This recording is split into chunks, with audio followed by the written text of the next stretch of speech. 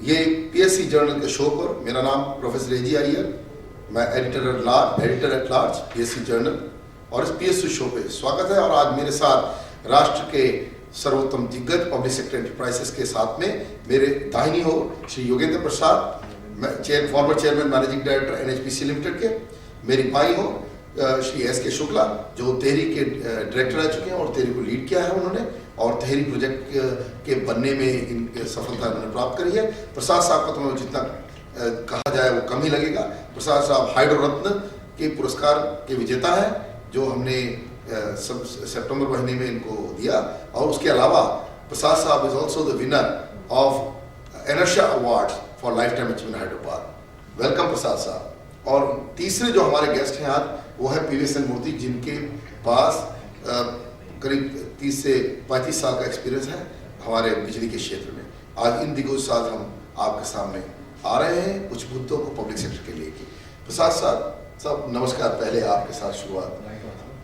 प्रसाद साहब, सबसे पहले तो हम इस पर्टिकुलर एपिसोड के अंदर ये बात कहना चाहेंगे कि हमारे ये जो पीएसयू है इनका जीडीपी में जो हमारे जो मूल्यांकन हो रहा है ये हर बार देखा गया कि 5-6% के में बोला जाता है, परंतु ऐसा है कि हमने जो रिसर्च करी पीएससी जर्नल में, जो हम इसका खुलासा पब्लिक में कर रहे हैं, आज लॉन्च कर रहे हैं इसको, तो इसमें 22% के करीब इसका स्टेक है। तो ये इस प्रकार की जो डिफरेंस आ रही है ये क्यों किया जा रहा है? क्या हम अंडर वैल्यू कर रहे हैं अपने पीएसयूज को?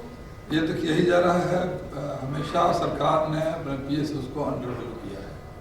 पीएसयूज के कारण ही सरकार की सारी अचीवमेंट्स है, लेकिन सरकार इसको भूल जाती है जब वास्तव में इसका वैल्यूएशन करना होता है। एक्चुअली पीएसयूज के अंदर में जो काम करने में इसके जो चेयरमैन मैनेजिंग डायरेक्टर जो मेहनत करते हैं वो सब बेकार हो जाता है, क्योंकि इसके देख रेख में मिनिस्ट्री जो है हमेशा कोशिश करती है कि पीएसयूज के काम को बहुत ज़्यादा हाईलाइट नहीं किया जाए। वो कोशिश करते हैं कि जो वो कर रहे हैं वही ज़्यादा सही है।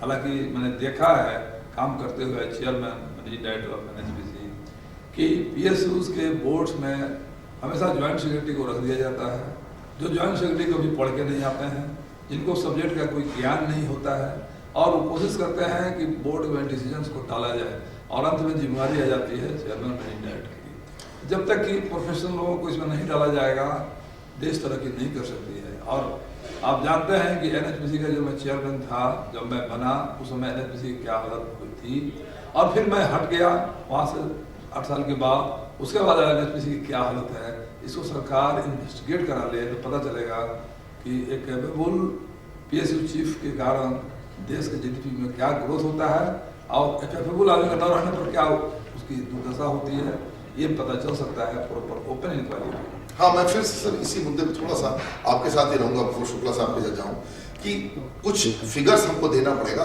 आज दर्शकों को। सबसे पहला फिगर ये है कि अब मैंने 4 एरिया में हम लोगों की टीम ने रिसर्च किया पीएससी जर्नल। रिसर्च ये था कि हमने कहा कि जो पहला क्षेत्र है जो oil and gas, petrochemicals, chemicals, fertiliser, ये जो कॉम्बिनेशन है, इसके अंदर हमने देखा कि देश की 80% जो कंट्रीब्यूशन है वो केवल पीएसयू से आ रही है। अब दूसरा एक क्षेत्र देखा हमने कहा पावर, जो हमने कहा एनर्जी को हटा दिया ऑयल एंड गैस को, पावर को, बिजली उत्पादन क्षेत्र को, बिजली उत्पादन क्षेत्र को देखा, तो हमने देखा कि 65% के करीब देश की कंट्रीब्यूशन पीएसयू कर रही है। और इसके अलावा हमने देखा इंफ्रास्ट्रक्चर जो थोड़ा सा प्राइवेट सेक्टर की तरफ चला गया, 60% प्राइवेट सेक्टर का कंट्रीब्यूशन है और 40% जो है अभी भी पीएसयू का है। ये अब 3 मूल्यांकन। और चौथा बड़ा मेन एरिया है जो हम माइनिंग एंड रिसोर्सेज, जो एनर्जी के अलावा रिसोर्स की बात कर रहे हैं, उसके अंदर हमने कहा 70% पीएसयू का है। जब हमने इन सबका ग्राफिकल चार्ट किया और देखा, और हमने कहा कि एसेट अमोर्टाइजेशन टू जीडीपी, देखिए जीडीपी में क्या कहा गया है डेफिनेशन कि भाई net sum of goods and services produce, मतलब जितना उत्पादन इस इकोनॉमी में होगा उसी को हम जीडीपी में डाल देते हैं। उसके अलावा क्या कहते हैं हम कहते हैं कि इसमें आप जो एक्सपोर्ट अर्निंग आपके जो निर्यात हो रहा है उसको आप जोड़ दीजिए, जीएनपी बन जाता है। ये थोड़ा लंबा सवाल है, परंतु ये जब हुआ हमने देखा कि ये जो मूल्यांकन है ये बिल्कुल फ्लॉड है, क्योंकि जो एसेट वैल्यूएशन है, देखिए माइनिंग तो 100 साल करेगा, भाखड़ा तो और आपका जो हाइड्रो प्रोजेक्ट है वो तो भी 100 साल चलेगा, तो इस पे जीडीपी में अमोर्टाइजेशन का कोई फार्मूला नहीं, कोई चार्टर्ड अकाउंटेंट कर नहीं रहा है, कोई मूल्यांकन नहीं कर रहा है। इस प्रकार से मैं फिर वो सवाल पे आ रहा हूँ, हम इसको अंडर वैल्यू इसीलिए कर रहे हैं, आपको नहीं लगता कि अंडर वैल्यू हो रहा है? हम केवल 6% कह रहे हैं जबकि एसेट वैल्यू बहुत है। ये कहीं ना कहीं चोरी नहीं हो रही है सर? हो ही रही है। एक्चुअली क्या है कि प्राइवेट सेक्टर को बढ़ावा देने के लिए बराबर कोशिश हो रहा है और अंडर वैल्यू किया जा रहा है पर PSUs का।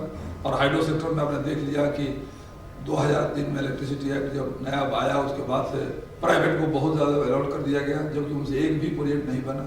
अरुणाचल प्रदेश में NHPC ने सर्वे करके 23,000 मेगावाट का DPR तैयार किया था और सेम कॉस्ट पर आपको पब्लिक सेक्टर को दे दिया गया और कंपनी लाइक रिलायंस से भी एक प्रोजेक्ट नहीं बना।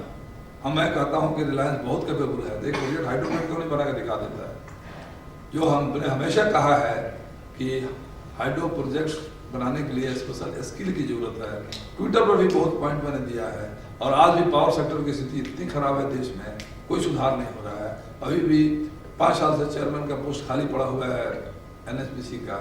इस सरकार के आए हुए भी 6 महीना हो गया और मिनिस्टर कर क्या रहे हैं कि अभी तक एक चेयरमैन की पोस्टिंग नहीं करवा पाए। सर ये मुद्दा हम एक दूसरे एपिसोड में ले रहे हैं, मैं चाहूंगा कि हम जो कह रहे हैं उसी पे करें, पहले GDP की बात करें। तो मैं शुक्ला जी के पास आता हूँ। शुक्ला जी, हम हाइड्रो की तो बात हो गई, लेकिन हम एक जनरल बात कह रहे हैं कि GDP में मूल्यांकन, इसके अंदर जो GDP का मूल्यांकन हो रहा है, स्टॉक मार्केट बेस्ड मूल्यांकन कर रहे हैं या फिर हम अपना क्या बोलते हैं टर्नओवर बेस्ड मूल्यांकन कर रहे हैं, इसको ना करके एसेट वैल्यूएशन जो है, क्वालिटी ऑफ एसेट्स जो GDP अंदर जो आ रही है PSU से, उसके बराबर की क्वालिटी किसी के पास नहीं देश में, और उसका मूल्यांकन नहीं हुआ है, इसीलिए अंडर वैल्यू किया जा रहा है। और इस प्रकार से डाइवेस्टमेंट डिस्ट्रीब्यूशन की बात हम नेक्स्ट करेंगे अगले एपिसोड में, लेकिन कह रहा हूं कि ये हो रहा है, तो आपका क्या विचार है इसमें?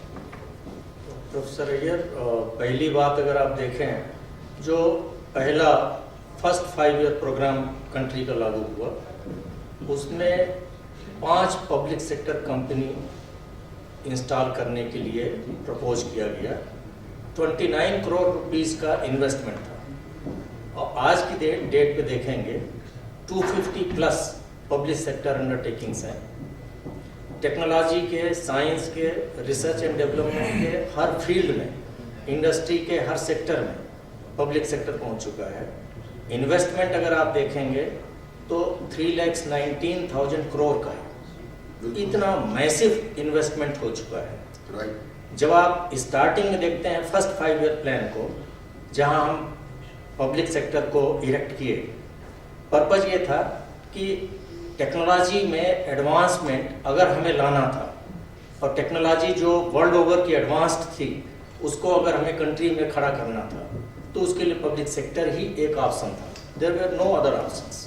वो पहला एक प्राइम चीज थी। उसी के पीछे अगर हमारी बैकबोन देखेंगे पब्लिक सेक्टर की, तो 3 चीजें सामने आती हैं। पहली चीज जो सबसे बड़ी खड़ी होती है वो ह्यूमन रिसोर्स। एक स्किल्ड ह्यूमन रिसोर्स आप देखेंगे, जो मैसिव पूल है कंट्री में, जो उसकी क्वालिटी है, उतना अच्छा आपको और कहीं नहीं मिलता है। हमारे लोग कंट्री के डिफरेंट सेक्टर में एक पब्लिक सेक्टर से जो जा रहे हैं वो तो हैं ही, लेकिन आप देखें तो वर्ल्ड ओवर हम लोग फैल चुके हैं। उस तरह का हमारा कमांड है। दूसरा एस्पेक्ट अगर आप देखेंगे, साउंड मैनेजमेंट। साउंड मैनेजमेंट जो हम लोगों ने प्रिंसिपल यहाँ पे ले डाउन किया और जिस तरीके से हमने पब्लिक सेक्टर को डिमॉन्स्ट्रेट किया आगे बढ़ने में, वो एक बहुत गजब की बात थी। तीसरी चीज़ अगर आप देखेंगे कि हमारी जो फ्लेक्सिबिलिटी है, हम हमेशा रिसर्च एंड डेवलपमेंट में प्रोग्रेसिवली हर फील्ड में आगे बढ़ते चले गए हैं। हमारे मैं थोड़ा सा आपको रोकना चाहूंगा, हम जा तो रहे हैं, इन सब के बारे में हम बात करेंगे फ्यूचर एपिसोड्स में, जैसे हम आज जा रहे हैं इन प्रोग्राम में दर्शकों को दिखाना चाहेंगे, लेकिन हम इस सवाल GDP का और उसमें कंट्रीब्यूशन इसका रखेंगे, तो मेरे को लग रहा है कि हमको दर्शकों को ये बात बतानी पड़ेगी किस प्रकार से हम 22% कह रहे हैं। अब आप दर्शकों को बताया जाए कि प्रेस इंफॉर्मेशन ब्यूरो ने जो आखिरी पिछले साल में 2013 के अंदर जो इंफॉर्मेशन दी, उनका कहना है कि जो सरकार का खुद का मूल्यांकन है, केवल 6% हमारे GDP में, 2 ट्रिलियन US$ की GDP भारत की है, उसमें 6% केवल हिस्सेदारी है हमारे PSUs की, जो हम कह रहे हैं कि कंप्लीटली गलत मूल्यांकन है। जितने फिगर हमने आपको बताया किस प्रकार की कंट्रीब्यूशन, क्योंकि पूर्ण रूप से हम देख रहे हैं कि energy, oil and gas, petrochemicals, chemical, fertiliser, क्या बोलते हैं आपके पावर इंफ्रास्ट्रक्चर एवं माइनिंग, इतनी बड़ी क्षेत्र के अंदर PSUs का डोमिनेट हो रहा है। तो ये जो मूल्यांकन में जो कुछ प्रकार का हमारे देश में कुछ फ्रॉड चल रहा है क्या मूल्यांकन का, मूर्ति साहब? Yeah, there definitely looks to be the under-evaluation of all of the public sector undertaking. जितना evaluation हो रहा है बहुत कम हो रहा है. And if you look at the census figures, basically it is the public sector undertaking. Even when there is a fluctuation in the market, the public sector census figures are constant. There is no variation much in the variation price of public sector from this one. Whereas the private sector, you take generating shares alone, they have fallen very heavily. Whereas NHPC, NTPC, they are maintained at the same level. There is not much of variation in the census levels. That clearly shows there is a big undervaluation of the public sector evaluation. This definitely there is no doubt about it. बहुत अंडरवैल्यूएशन हो रहा है public sector का, जितना investment हुआ है public sector में और जितना प्रोजेक्ट्स इनका बहुत दिन से चल रहा है उसको लेते हुए आई थिंक एक चीज हो सकता है जो डिप्रिसिएशन हुआ इतना पुराना प्रोजेक्ट्स का, ये सब शायद निकाल दिया होगा एवैल्यूएशन से, ये भी एक पॉइंट हो सकता है, इसलिए अंडरवैल्यूएशन बहुत ज्यादा हो रहा है। तो एक देखिए कुछ अब दर्शकों को कहना चाहता हूं कि ये कुछ बात एक इसमें हमने मतलब एक प्रकार का हमने विचारधारा बनाई है यहाँ कि मूल्यांकन जरूर पीएसयूज का कम हो रहा है और इस कम होने के जो कारण है वो हम धीरे धीरे इसको समझना चाहते हैं, परंतु जो रिसर्च हमारे इसके अंदर आया है वो बड़ा साफ रूप से आया है कि जिस प्रकार से हम जीडीपी का मूल्यांकन केवल net goods and services produced in economy, मतलब जितनी गुणवत्ता गुड्स एंड सर्विसेज की उत्पादकता में हो रही है उसी को लेकर हम जीडीपी का मूल्यांकन कर रहे हैं, यही फ्लॉ है और इसी पे हम कंटिन्यू करना चाहेंगे डिस्कशन हमारे दिग्गजों के साथ। ये अब पहला हाफ आपके साथ कुछ देर में लौटेंगे, बस आप जाइएगा नहीं कहीं, कुछ देर कुछ समय के बाद मैं फिर इस डिस्कशन में आपके साथ आऊंगा। मैं प्रोफेसर अय्यर साइन ऑफ कर रहा हूँ।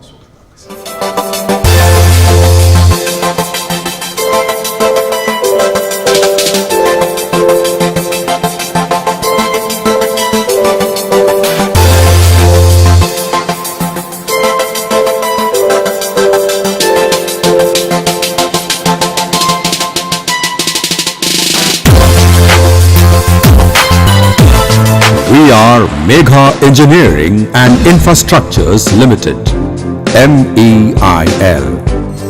MEIL Green Power Limited is a group company of MEIL which remains committed to renewable energy by building a 50 megawatt solar thermal plant in Anantapur, Andhra Pradesh, India. The Jawaharlal Nehru National Solar Mission Scheme, proposed by the Government of India, aims to bring a green revolution in India by reducing the country's dependency on traditional methods of power generation. Under the scheme, MGPL has executed the 50 megawatt solar thermal plant in the role of a developer on build, own, operate basis. The project is the first solar thermal plant to become operational in South India. This concentrated solar plant, which is spread across an area of 600 acres, runs on parabolic trough technology. A total of 110 million units of power which will be generated by the proposed plant will be sold to the NTPC Vidyut Vyapar Nigam, the nodal agency for implementing the first phase of JNNSM. It is one of the first projects in the country to use concentrated solar power technology to produce power on a large scale. From a social perspective, the project will provide power to about 2 lakh people, and from an environmental perspective, the project will save carbon emissions to the tune of 110,000 tons per year. MEIL, partnering in the nation's progress. Break के बाद आप लोग का फिर से स्वागत है PSC show के इस पहले एपिसोड में, और हम चर्चा कर रहे थे आपके इस चैनल पे इन्फा टीवी पे चर्चा कर रहे हैं और उसके अलावा बाकी भी एरिया पे हम जो चर्चा कर रहे हैं, चर्चा जारी है, और वो है कि मूल्यांकन जीडीपी में मूल्यांकन पीएसयूज के शेयर का और उनकी गुणवत्ता और उनकी कैपेसिटी का बेसिकली। तो प्रसाद साहब का मैं फिर से आना चाहूँगा। प्रसाद साहब, ये अब जो हमारी जो पिछले कुछ 10-15 मिनट में हमने जो बात करी है, इस पर ये बात निकली है कि जीडीपी के अंदर जो 6% जो सरकार कह रही थी आज तक, वो नहीं सत्य है। सत्य ऐसा निकल रहा है कि 22% के करीब जीडीपी में शेयर आ रहा है। और हम कह रहे हैं एसेट की क्वालिटी और एसेट के मूल्यांकन की। जैसे हम कह रहे हैं कि माइनिंग 100 साल चलेगा, हाइड्रो आपका 100 साल हम प्रोड्यूस कर सकते हैं, बिजली के क्षेत्र में बहुत लंबा, ये सब एसेट जो है ये 1-2 साल के लिए नहीं है, ये कई सालों के लिए। तो इस प्रकार का क्या हम कुछ गलत कर रहे हैं इसके अंदर? सर्टनली हम बहुत कुछ गलत कर रहे हैं, क्योंकि पब्लिक सेक्टर के कारण जो देश की संपदा में जो वृद्धि हो रही है उसको हम काउंट नहीं कर रहे हैं, उसको हम देख नहीं रहे हैं। आप देखा है कि हर एक पब्लिक सेक्टर की जो संपदा है वो काफ़ी बड़ी है और उसको काउंट करना चाहिए, उसको हम लोग अंडरमाइन कर रहे हैं, उसके विषय में हम लोग कुछ सोच नहीं रहे हैं। तो हमारा जो मूल्यांकन हो रहा है वो सही नहीं हो रहा है। जो देश की संपदा बढ़ी है वो पब्लिक सेक्टर अंडरटेकिंग के कारण ही बढ़ी है, और पब्लिक सेक्टर अंडरटेकिंग ही जो है सो इस सब चीज़ को बढ़ाया है। और चूँकि इसका जो संपदा बढ़ी है वो सैकड़ों साल के लिए बढ़ी है, और इसका मूल्यांकन सही किया जाए तो पता चलेगा कि जीडीपी ग्रोथ में पब्लिक सेक्टर अंडरटेकिंग का क्या रोल रहा है। आप पब्लिक सेक्टर अंडरटेकिंग रोल को हटा दीजिए तो जीडीपी का ग्रोथ बहुत ही कम हो जाएगा। तो हम इसके मूल्यांकन को भूले नहीं, और अपने पब्लिक सेक्टर अंडरटेकिंग का जो रियल कंट्रीब्यूशन है जीडीपी में उसका सही। एक कहना चाहूँगा इसके अंदर कि वेल्थ ऑफ नेशंस मतलब देश की संपत्ति, उसका संपत्ति की ग्रोथ, इसके अगर बात करें, अगर हम अपनी असली संपत्तियों का मूल्यांकन इस प्रकार से करें शुक्ला साहब, तो आपको क्या लग रहा है कि इस प्रकार से हम करते रहें और फिर फ्यूचर में हम डिसइन्वेस्टमेंट की जो बात कर रहे हैं या डाइवर्समेंट की बात कर रहे हैं, इस तरह की बात कर रहे हैं, ये बातें आपको धोखाधड़ी नहीं लग रही? लग रही हैं। आप वाजिब बात कह रहे हैं। जो हम लोगों ने शुरू में बात करी कि टेक्नोलॉजिकली बहुत ही कॉम्प्लेक्स, बहुत ही एडवांस्ड हमारी जो प्रोसेसेस यहाँ इस्टेब्लिश हुई हैं, उनको आप थोड़ी देर के लिए कंपेयर करें, और जो रैपिड कंज्यूमर ओरिएंटेड प्रोडक्ट्स हैं उनसे जब आप कंपेयर करें, आप कहेंगे कि यूनिलीवर का एक सर्फ है, सर्फ को बीट करने के लिए अरे कितने दिन का है वो, 1 दिन का, 1 हफ्ते का एक प्रोडक्ट आता है। लेकिन जो हमारा ब्रांड है, जो हमारा प्रोड्यूस है, HMT ले लीजिए, जिसको कि सीख करके हमने ख़त्म करा दिया है, HMT को ले लीजिए, उसका जो ब्रांड है, उसकी जो लॉन्गेविटी है, उसके जो टेक्नोलॉजी को अपग्रेड करना है, उसमें जो हमें इन्वेस्टमेंट करना है और ज़्यादा से ज़्यादा उसका एडवांसमेंट लाना है, वो चीज़ हमने नहीं की।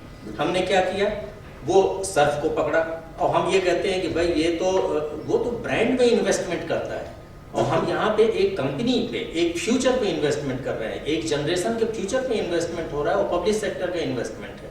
उस चीज़ को हम डाउन रेट नहीं कर सकते हैं। अगर आप ये सोचें कि हम इसको सप्रेस करके और इसका डाइवेस्टमेंट के लिए हम वैल्यू कम करा करके और शेयर बाजार में दे देंगे, हम अपने आने वाली जनरेशन्स के साथ में धोखाधड़ी करेंगे। वो चीज़ हमें बचानी है, और उसके लिए आपका एफर्ट बहुत ही सराहनीय है। हमने शुरू में ये कहा था कि 3 प्रिंसिपल्स पे हमारे पब्लिक सेक्टर्स आगे बढ़ेंगे, और उसके अलावा आप देखेंगे फ्रॉम बिगिनिंग जो पब्लिक सेक्टर का है, एक सोशल अपलिफ्टमेंट का इंटीग्रेटेड फिलॉसफी चल रही है।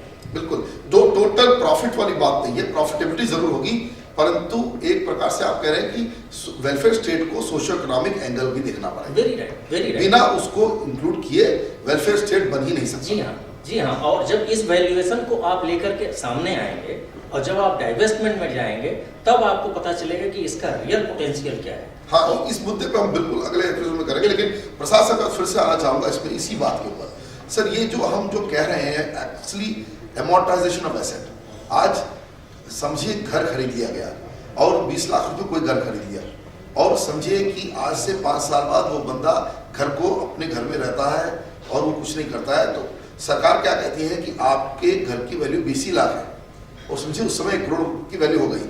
लेकिन जब तक वो कोई मॉर्गेज लोन ना ले ले या उसको बेच नहीं दे, तब तक वो उसकी बैलेंस शीट में पर्सनली आती नहीं है। और इसी प्रकार के इकोनॉमिक एंगल और फाइनेंशियल इवैल्यूएशन जो बिल्कुल ही फ्लॉड है, जो मैं बोलना नहीं चाहूँगा किस देश से आया हुआ है, पर ये जो बुद्धिजीवी देश इस प्रकार की बेवकूफ़ियाँ कर रहा है। एसेट पर जो लोग बैठे हैं, जो कभी बेचे नहीं, उसको वापर रहे हैं, उस एसेट की वैल्यू पुराने टाइम की ही मानी जाती है। तो इस प्रकार का मूल्यांकन करके हम अपने संपूर्ण रूप से अपने नेशन की वेल्थ को और उसकी जो बोलते हैं ना, उसकी बोलते हैं आपको कि उसकी कैपेसिटी और उसकी जो उसके धनी होने का जो कारण है, उसको हम गरीब से गरीब बनाए जा रहे हैं ऑन पेपर। जैसे हम कोई भी चीज़ आपको जैसे क्रिएट कर रहा है पब्लिक सेक्टर इंडिया के अंदर से, आज उसके वैल्यू आज जो है वो 10 साल 15 साल के बाद उसका वैल्यू काफ़ी बढ़ जाता है। बिल्कुल। जैसे हमने पावर हाउस में भी देखा है, हम जमीन दिया है, जब एसेट बनाया है, जब पावर हाउस बनाया है, उसका वैल्यू बहुत ज़्यादा बढ़ जाता है।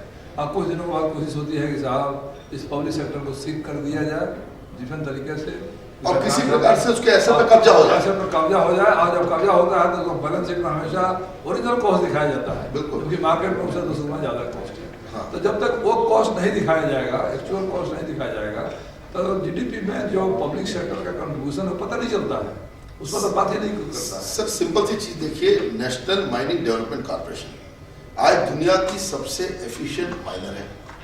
सबसे ज्यादा आयरन ओर प्रोड्यूस करने वाली एशिया में सबसे एफिशिएंट प्रोड्यूस करने वाली नेशनल मिनरल डेवलपमेंट कॉर्पोरेशन है। मेरे को आप बताइए, आप इसकी एसेट भले आप प्रॉफिटेबिलिटी देख ली, बाकी देख ली, उसमें सब परफॉर्मेंस बहुत अच्छा है, लेकिन हम उस परफॉर्मेंस को 2 मिनट ये छोड़ दें और समझें कि उसकी एक्चुअल एसेट वैल्यूएशन क्या है, जो आयरन ओर प्रोडक्टिविटी है उसकी बात करें। इसका कहाँ जीडीपी मूल्यांकन आ रहा है? कहीं नहीं आ रहा है, वो कहीं नहीं आ रहा है। हम पावर सेक्टर में भी कहीं नहीं आ रहा है। पावर सेक्टर में भी आज अगर पब्लिक सेक्टर को माइनस कर दीजिए, हाँ जी। तो प्राइवेट सेक्टर कुछ भी नहीं है, फिर तो जीरो होगा। प्राइवेट को तो आप बहुत लगाया, बहुत कोशिश किया, बहुत तरह की हेल्प किया, और यहाँ तक कि पब्लिक सेक्टर के एसेट को ट्रांसफर किया उनके पास। पब्लिक सेक्टर के द्वारा जो डीपीआर तैयार किए गए थे सेम कॉस्ट पर दे दिया, फिर भी कुछ नहीं कर सके वो। तो सच्चाई ये है कि पब्लिक सेक्टर के कंट्रीब्यूशन को काफ़ी इग्नोर किया जा रहा है, और बाद में सीख करके कहा जाता है कि साहब इसका डिसएबल कर दिया जाए, वैसे बाहर से आएंगे। और कभी भी आप बता दीजिए कि आज के दिन में कोई भी प्राइवेट सेक्टर आ करके जो मोस्ट वाइटल सेक्टर, कंट्री का जो प्राइम मूवर है पावर, उसमें क्या किया है? मैं यही सवाल मूर्ति साहब को पूछना चाहता हूँ। मूर्ति साहब, हम किसी भी एंगल से हम इस प्रोग्राम के द्वारा कहना चाहते हैं, हम प्राइवेट सेक्टर के खिलाफ बिल्कुल नहीं बोल रहे हैं। हम कह रहे हैं पब्लिक सेक्टर के फेवर में, हम प्राइवेट सेक्टर के खिलाफ बोल नहीं रहे कोई भी, लेकिन हम ये जरूर कह रहे हैं कि पब्लिक सेक्टर को आप अंडरमाइन कर रहे हैं। अब आप प्राइवेट सेक्टर में काम किए पूरे टाइम पे, तो आपको क्या कहना है इस पर? आपका क्या विचार है इसके बारे में? जैसे मेरा विचार है कि पब्लिक सेक्टर को बहुत एसेट वैल्यू क्रिएशन में बहुत एसेट क्रिएट किया है। एग्जाम्पल देख लीजिए आप, एचएमटी है। एचएमटी को आजकल बोलता है it's not a worth company, but आप देखेंगे उसका उसकी asset value, land value, take the prime location of the HMT जहाँ बैंगलोर में लोकेट हुआ है, आज का दिन उसका वैल्यू क्या है? Is this value reflected in the balance sheet? Is this value reflected in the asset of the HMT?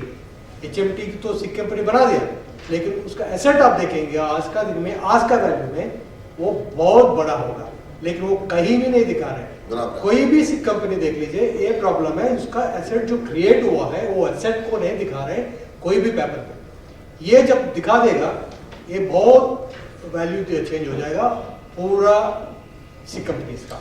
ये बहुत जरूरी है कि जो एसेट क्रिएशन है, एसेट वैल्यूएशन है, इसका जो नॉर्म्स है ना, जो नॉर्म्स को एक बार देखना पड़ेगा, एंड जो भी अकाउंटेंट जो भी करता है उसको दोबारा देखना पड़ेगा कैसे देश का एसेट क्रिएशन को वैल्यूएशन कैसे करें।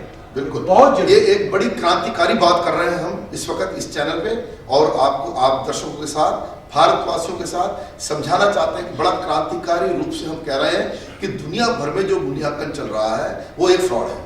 वो एक प्रकार का कहना कि जो चीज पहले खरीदी गई उसकी वैल्यू नहीं है, जबकि हम दुनिया भर में जानते हैं कि नेट प्रेजेंट वैल्यू क्या होती है। ये सब फाइनेंशियल लॉस पड़े हुए हैं, लेकिन एक बड़ी फ्रॉड स्वरूप से हम केवल टर्नओवर, जीडीपी, स्टॉक मार्केट की जो वैल्यूएशन है वही समझते हैं। हम उसको नहीं समझते कि एक्चुअल एसेट वैल्यूएशन और क्वालिटी ऑफ एसेट, जिसको हम एसेट एमोर्टाइजेशन कह रहे हैं। इसमें हिंदी का कोई शब्द नहीं आ रहा है मुझे, क्योंकि मैं उसको उसी प्रकार से इसको इस्तेमाल कर रहा हूँ, परंतु कह रहा हूँ बड़े क्रांतिकारी विचारधारा का हम आपके सामने ला के खड़ा कर रहे हैं। क्या कहते हैं प्रसाद साहब? आप बिल्कुल सही कह रहे हैं, जो आपकी विचारधारा है बिल्कुल सही है। जब तक कि एसेट का सही वैल्यूएशन नहीं होता है और जो मार्केट वैल्यू चल रहा है आज के दिन में, उसके अनुसार उसका वैल्यूएशन होना चाहिए, तब जज करिए कि पब्लिक सेक्टर क्या कर रही है। आप उसको ओरिजिनल कॉस्ट के ऊपर ही उसको चाहते हैं डिस्ट्रीब्यूशन कर दें, प्राइवेट को दे दें, तो ऐसे तो काम नहीं चलेगा। देश के साथ अन्याय है। और पब्लिक सेक्टर का जो कंट्रीब्यूशन सोशल सेक्टर में भी कंट्री के अंदर है, उसको भी कभी नहीं भूलना चाहिए। जो एम्प्लॉयमेंट जनरेट करता है पब्लिक सेक्टर, जो सोनी के लिए काम करता है, वो चीज़ प्राइवेट सेक्टर नहीं करता है। हम नहीं कर रहे हैं प्राइवेट सेक्टर खराब है, लेकिन पब्लिक सेक्टर का जो डोमिनेंट रोल है उसको खत्म करने से देश का जो ग्रोथ है वो खत्म होगा। सही है। अभी मैं शुक्ला साहब से यही बात कहना चाहता हूँ वापस, ये idea of asset amortisation in GDP या किसी प्रकार से ये एसेट अमोर्टाइजेशन मूल्यांकन करना। देखिए स्टॉक मार्केट में क्या कर रहे हैं कि एसेट का वैल्यूएशन नहीं होता, शेयर का वैल्यूएशन होता है। शेयर भी नोशनल ही है, वो नोशनल वैल्यू है, लेकिन एसेट की वैल्यूएशन कहीं भी नहीं है। इसका आपको क्या कहना है? मैं आपको एक एग्जाम्पल से बताता हूँ, बड़ा ही बर्निंग एग्जाम्पल आपको दे रहा हूँ। बर्निंग इन द सेंस कि ऐसा एग्जाम्पल अनोखा है इस कंट्री में। सूरत में फ्लड आया था, उस फ्लड की मेमोरी सबके दिमाग में है, और उसके बाद प्लेग फैल गया, पूरा सूरत में प्लेग फैल गया। ऐसा लगा कि सभी लोग मरेंगे इस प्लेग से। उस प्लेग का जो एंटीबायोटिक दवाई होती है उसको बनाने के लिए कोई प्राइवेट कंपनी सामने नहीं है, क्योंकि उनको डिसमेंटल करके उस प्रोसेस को इंस्टॉल करने में मिनिमम 60 डेज का टाइम लग रहा था। IDPL जैसी कंपनी जो कि सीख हो चुकी है, खत्म कर दी जा चुकी है, BIFR में गई, वहां से भी कोई सोल्यूशन नहीं आया। उस कंपनी ने 2 दिन के अंदर पूरा का पूरा मैसिव मैन्युफैक्चरिंग करके वहां सप्लाई ऑर्गेनाइज करी। अब आप जरा थोड़ी देर के सोचिए, जब आप IDPL का वैल्यूएशन करते चलते हैं तो आप ये कहते हैं कि ये तो टेक्नोलॉजी खत्म हो चुकी है, उसकी जीरो वैल्यू कर दो, इनके एसेट की कोई वैल्यू नहीं रह गई है। जैसा आपने कहा कि बिल्डिंग्स को आप डिप्रिसिएट करके जीरो करवा लो, दुनिया भर की चीज़ों को आप फाइनेंशियली ये कंक्लूड कर दो कि हाँ ये सब खत्म है, और इसलिए इनके एसेट को खत्म करके वो पब्लिक को दे दो, बेच दो। बेचना नहीं, मैं तो कहता हूँ कि पब्लिक को बेचेंगे कोई गलत नहीं है, लेकिन ये पूरा का पूरा किसी पूंजीपति को बेच दें, ये बड़ा डेंजरस है। डेंजरस तो ये बिल्कुल, हम हमारे पास समय बहुत कम है, इस प्रोग्राम बहुत अच्छा लगा कि चर्चा को हम जारी रखते हैं, लेकिन हम कहना चाहते हैं मोटा मोटी एक निष्कर्ष निकली है इस बात में कि जो जिस प्रकार से जीडीपी के अंदर PSUs के शेयर का मूल्यांकन हो रहा है वो बिल्कुल फ्लॉड है, बिल्कुल गलत है, और इसको नए स्वरूप से मोदी सरकार को देखना पड़ेगा। और वो इस पर को जब तक उस स्वरूप को नहीं लाएंगे और अगले 6 महीने में इस काम पे नहीं लगेंगे तो उसका डाइवेस्टमेंट डिसइन्वेस्टमेंट इस प्रकार से करना एक बहुत ही भारी गलती निकलेगी। और हमें पूरी आशा है कि नए प्रधानमंत्री जो आए हुए हैं वो अच्छा नया सोच रखते हैं और बिल्कुल देश के भले में इस बारे में कहेंगे और इस बारे में सोचेंगे और इस बारे में अपना एक रास्ता निकालेंगे, एक नया रास्ता, नई राह निकालेंगे। इसको कहते हुए मैं प्रोफेसर अय्यर इस एपिसोड में आपसे विदा लेना चाहता हूँ। जय हिंद और जय भारत।